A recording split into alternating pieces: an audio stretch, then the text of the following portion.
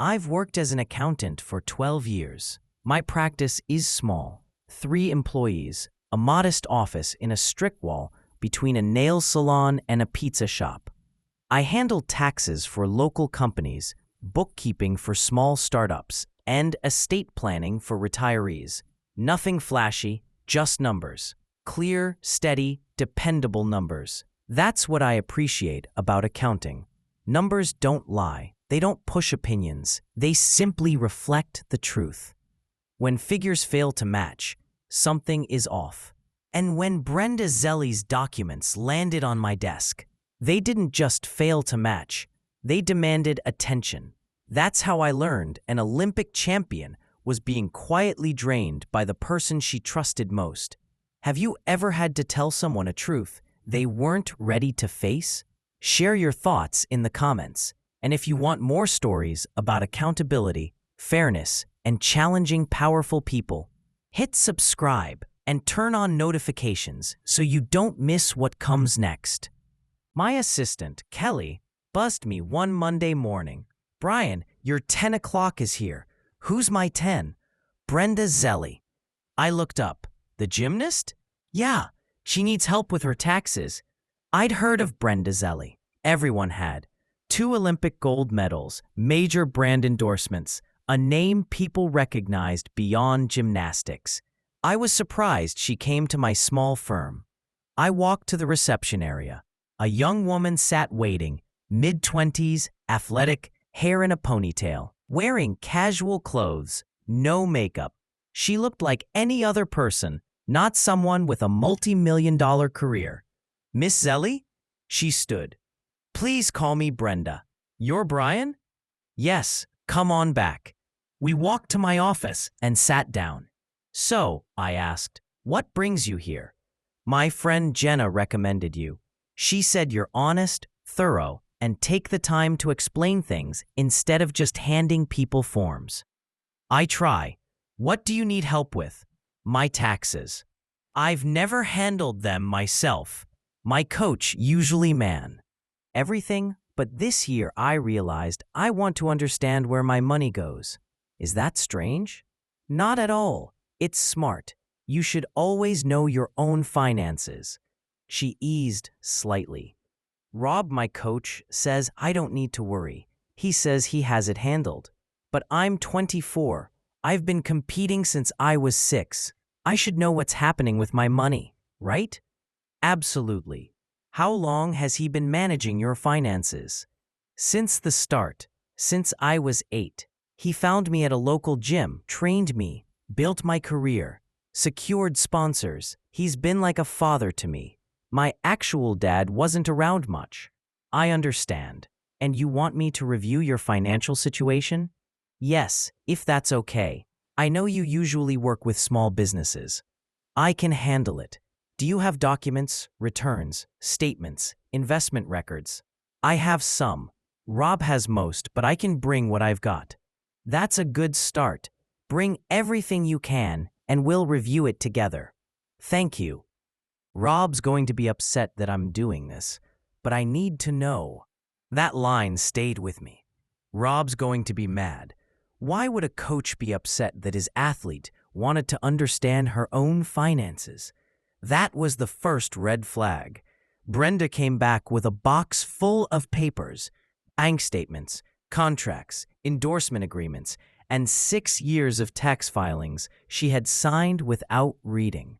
"Rob always told me to focus on training," she said. "He said the business side would distract me, so I signed whatever he put in front of me." "That's common, but it's not ideal. Let's go through these." I spent 3 hours sorting documents and building a timeline. The numbers were irregular. Her endorsement deals were public. Nike alone paid $3 million a year. Visa, Kellogg's, and others added more.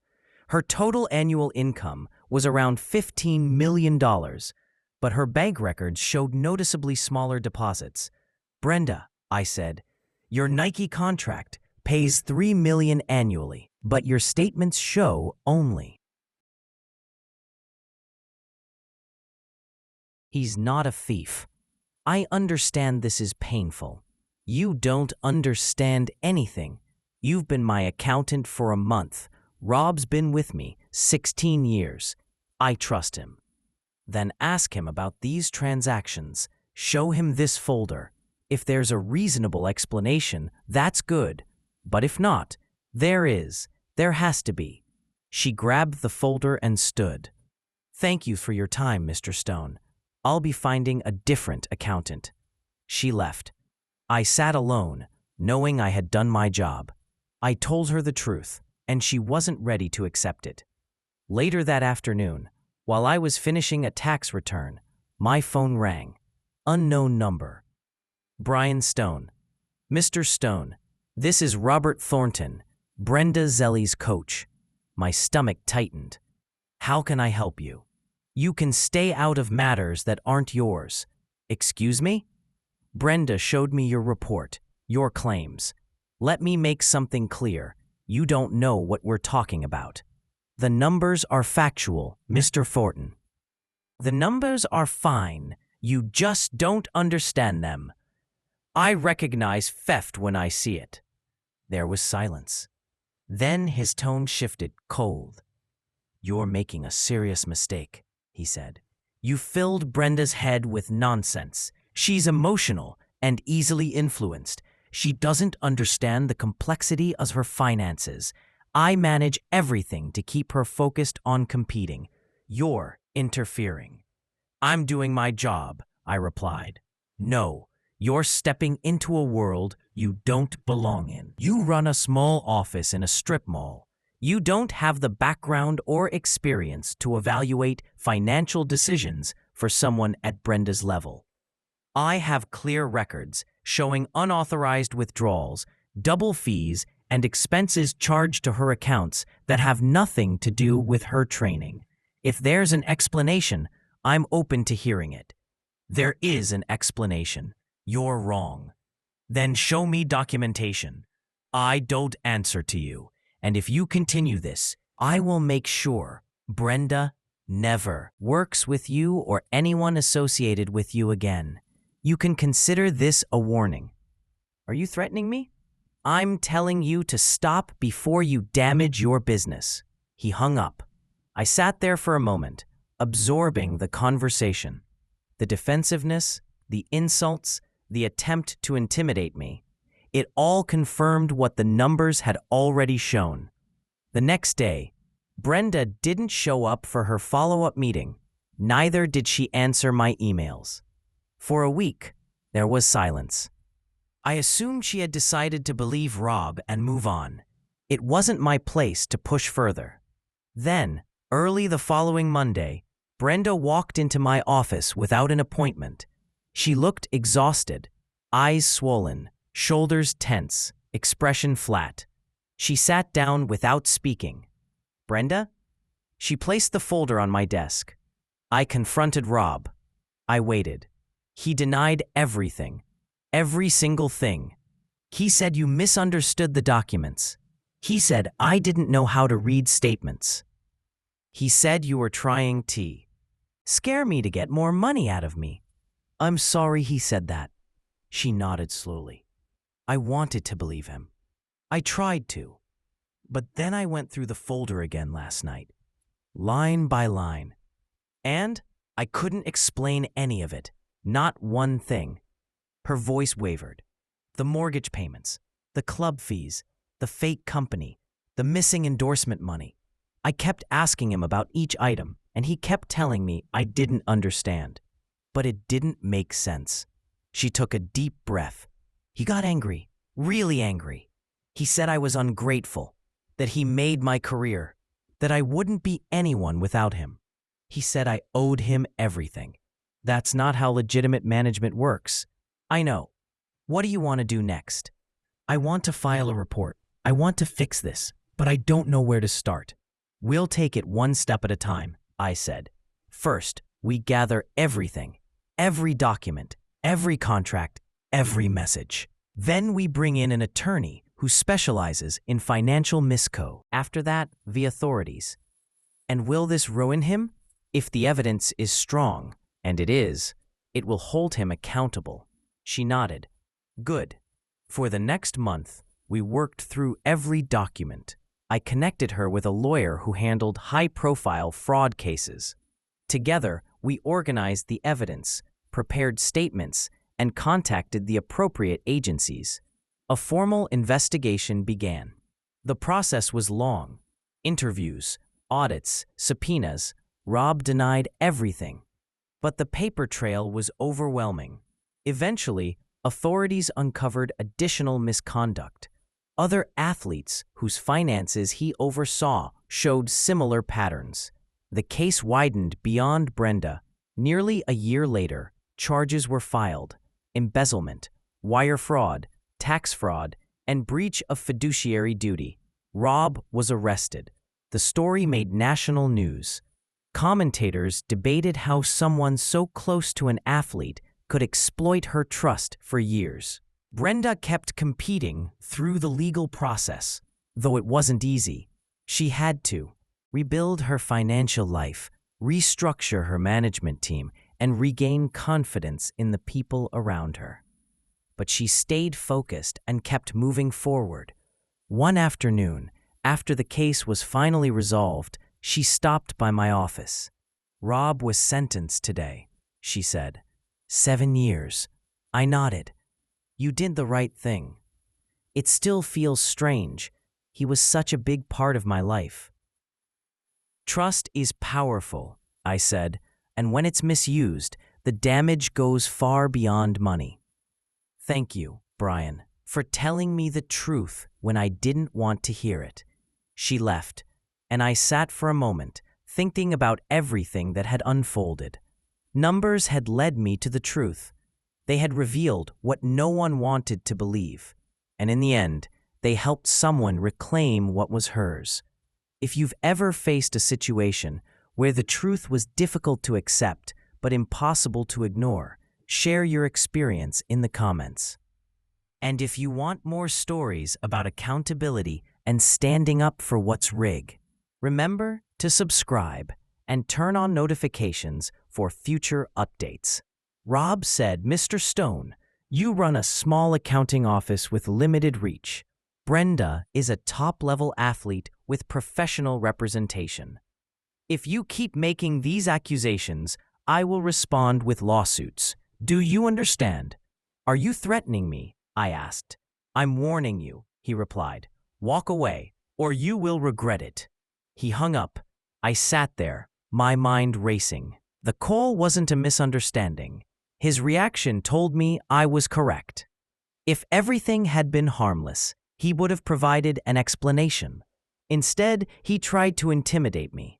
I called Brenda, but it went to voicemail. "Brenda, this is Brian Stone. Please return my call.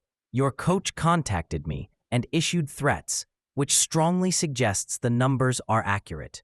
Please, look at the documents. I'm trying to help, not harm you." I ended the call, unsure whether she would respond. Days later, a woman in her late 20s entered my office, athletic, composed. "Mr. Stone, remember me? I'm Jenna Torres. I'm the friend who recommended Brenda." "Of course, Jenna. How is she?" "She's overwhelmed and upset. Rob has been telling her you're sabotaging her career, that you're jealous, that you fabricated everything. The numbers are legitimate." "I know," she said. "I've never trusted Rob. Something always felt off. But Brenda is deeply loyal. She won't believe me easily. Not yet, but I may have something useful." She opened her phone. "Brenda and I have known each other since we were 15. We both competed before she went professional. 2 years ago, she told me Rob was investing her money in a major real estate project. She was excited about it. The same project where she supposedly lost $2 million?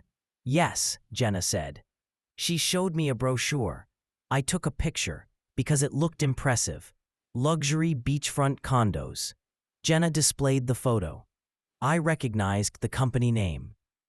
Thornton Luxury Properties, Rob's firm. "But here's what I found," she said. pulling up a website. The development is real. It was completed, fully sold, and financially successful. So the investment didn't fail, I said. No, it made a large profit. Brenda was told it failed, so the money could be redirected to Rob. I leaned back. Jenna, that is clear proof of fraud. Brenda needs to see this. She won't listen to me. She thinks I'm questioning Rob out of jealousy. We need something she absolutely can't deny, like stronger documentation. Exactly. Something that shows a consistent pattern. I'll keep searching while you continue reviewing the financials. I hired a forensic accountant, Mark Fox, a retired FBI financial crimes investigator now working privately. I gave him everything. After 3 days of analysis, he looked serious. This is more extensive than you realized. How much more? The $8.3 million you found is only what's easy to trace. There are multiple layers, shell companies, offshore. Mentioned in footnotes, my estimate is closer to $12 million. 12 million? At least. And it likely started when Brenda first began earning significant endorsement money, probably around age 16 or 17. How has he avoided detection for so long? She trusts him completely. She doesn't question anything, and he is careful. He hides unauthorized withdrawals within legitimate expenses and frames theft as routine investment losses. Without close scrutiny, it would go unnoticed. I need to show her this. She won't want to accept it right away. People rarely do when they trust someone deeply.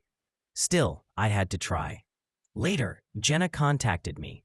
Brian, I found something. Can we meet?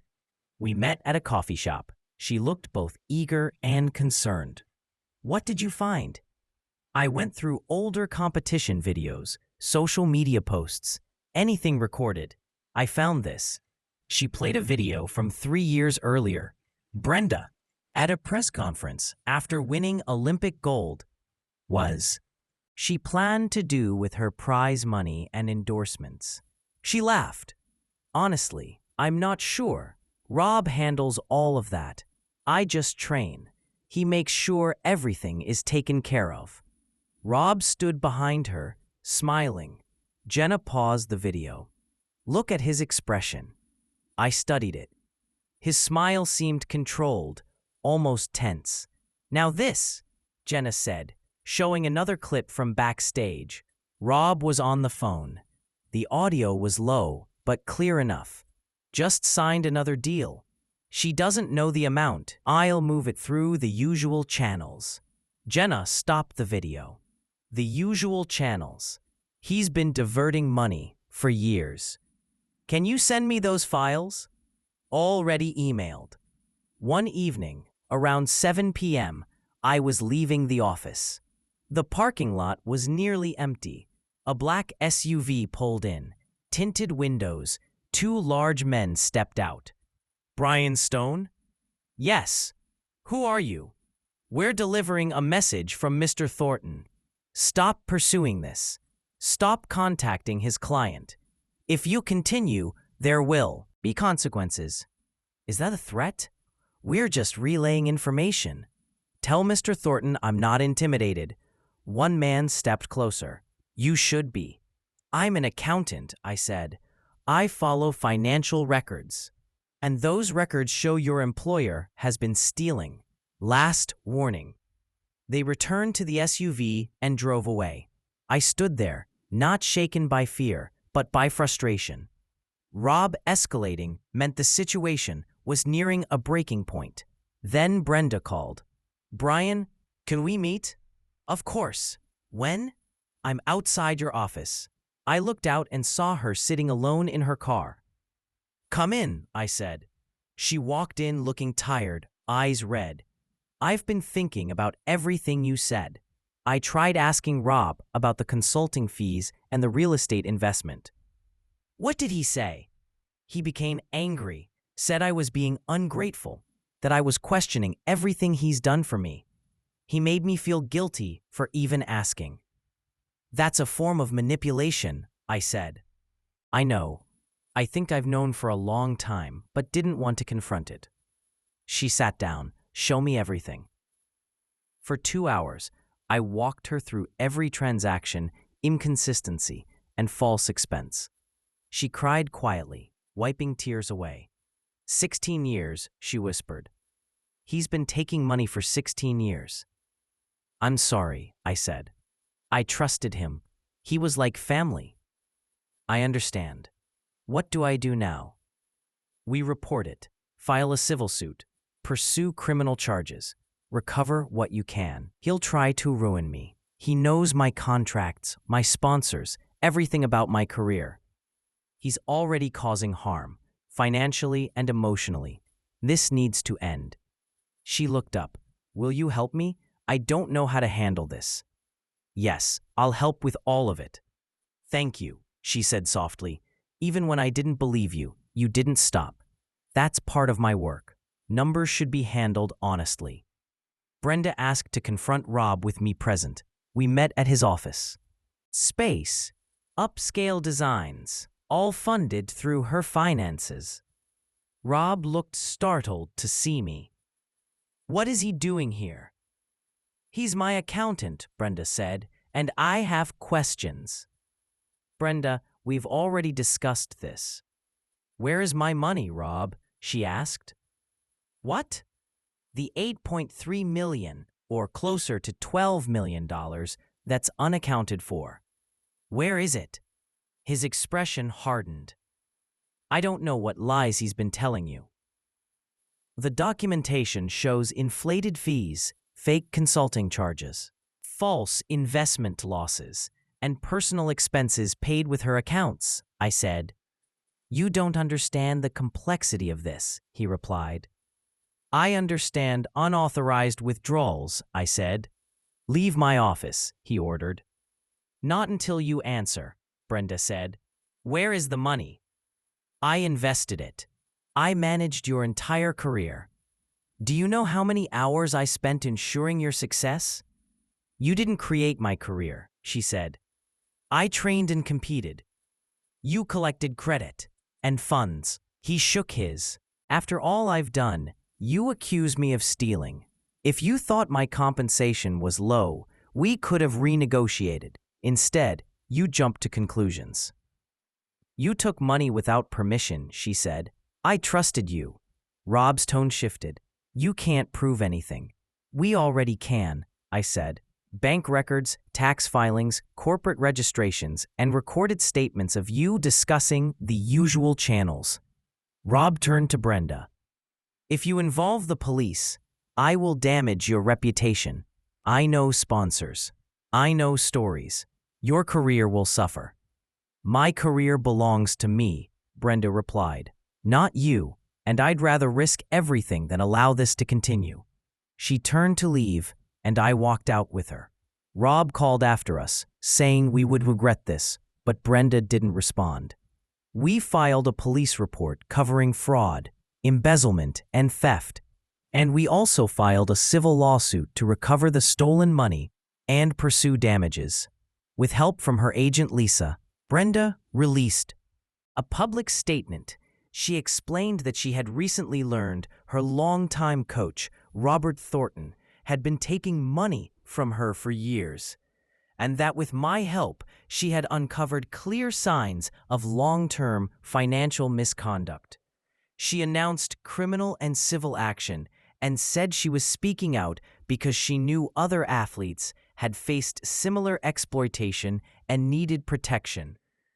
The story spread quickly. News outlets highlighted that an Olympic champion had been financially deceived by her trusted coach. Soon, other athletes came forward saying he had handled their finances as well, and that they had questioned missing money. The FBI launched an investigation. Rob's lawyer released a statement denying all accusations, but the evidence was substantial. 2 months later, Rob was arrested and charged with several counts of fraud, embezzlement, and money laundering. His bail was set at $2 million, which he could not post, so he remained in custody before trial. Brenda watched the coverage from my office, still processing the situation. She said it felt unreal, but acknowledged that accountability was necessary. She wondered what would have happened if I had never reviewed the numbers, or if she had ignored the signs. I reminded her that she had asked questions and that choosing honesty took real strength. She admitted she nearly dismissed me and pretended nothing was wrong. But ultimately, she had trusted the evidence instead of her fear. Her brief smile showed both relief and sadness. She thanked me and said I had saved her, but I pointed out that I had only followed the numbers. She was the one who listened. Rob's lawyer contacted us next, saying his client wanted to negotiate to avoid trial. During the meeting, Rob appeared subdued and defeated. His attorney offered a settlement. Rob would return $7 million if Brenda withdrew the criminal charges. I said he had taken closer to $12 million and that criminal charges were handled by the state, not by us. His attorney argued that $7 million was all Rob could access immediately. I asked Brenda for her decision. She agreed, but added that Rob must plead guilty and publicly acknowledge responsibility. After some discussion, Rob and his lawyer accepted. A few days later, Rob entered a guilty plea in court. The judge asked whether he understood he was admitting to defrauding Brenda of millions. Rob said yes. When offered a chance to speak, he apologized to Brenda, admitting he had taken advantage of her trust and convinced himself he deserved the money, but now recognized that was never true. Brenda stayed silent as she listened. The judge sentenced him to 6 years in federal prison, $7 million in restitution, and a permanent prohibition from managing athletes. Rob was taken into custody immediately. Brenda took a deep breath and said it was finally over. Jenna hugged her, both emotional. A week later, Brenda asked to meet.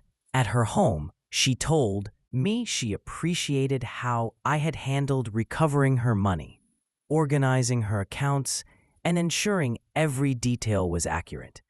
She said she wanted to hire me as her full-time CFO because she needed someone she trusted to oversee her finances. I asked about my accounting firm, and she said I could keep it and hire staff to support both roles. Then she offered a salary of $250,000 plus bonuses, far more than I currently earned. She said it was appropriate compensation for safeguarding $7 million. I accepted. Brenda smiled and said she also had another initiative in mind. She wanted to create a foundation focused on financial literacy for young athletes, teaching them how to understand contracts, avoid manipulation, and protect themselves from the kinds of issues she had faced. She asked me to run it with her and brainstormed names until we agreed on the Zelly Foundation for Athlete Financial Protection. She joked that I was already earning my new salary. 1 year later, the foundation was thriving. We had educated over 500 young athletes, provided free financial reviews, and connected them with trustworthy professionals. My firm had expanded, hiring 2 additional accountants and focusing heavily on athlete financial management. My reputation grew as the accountant who uncovered Robert Thornton's fraud, and while I didn't seek recognition, I valued the work. One day, a 16-year-old gymnast visited my office. Her coach wanted to manage her endorsement money, but her mother advised her to seek guidance first. I walked her through essential financial principles, questions to ask, and ways to safeguard her earnings. She left with better understanding and confidence. That became my focus, helping athletes gain control over their financial futures. Years passed, and Stone & Associates grew to 12 employees across 2 offices, Known for expertise in sports financial management, I continued serving as CFO for Brenda's business operations. She retired from competition and dedicated herself to coaching and advocacy. With all her finances secure and responsibly invested, she would never again be vulnerable to the kind of misconduct she endured. The story ends with a simple question. Have you ever discovered something wrong and had to decide whether to speak up? Which moment resonated most? The initial discovery, Brenda's hesitation to accept the truth, Rob's arrest, or the creation of the foundation? Share your thoughts or experiences about confronting wrongdoing in the comments. If this story about accountability, financial protection, and defending those at risk resonated with you, please like the video and subscribe for more stories about challenging abuse of power, exposing fraud, and choosing integrity. And don't forget to turn on notifications so you never miss our next story.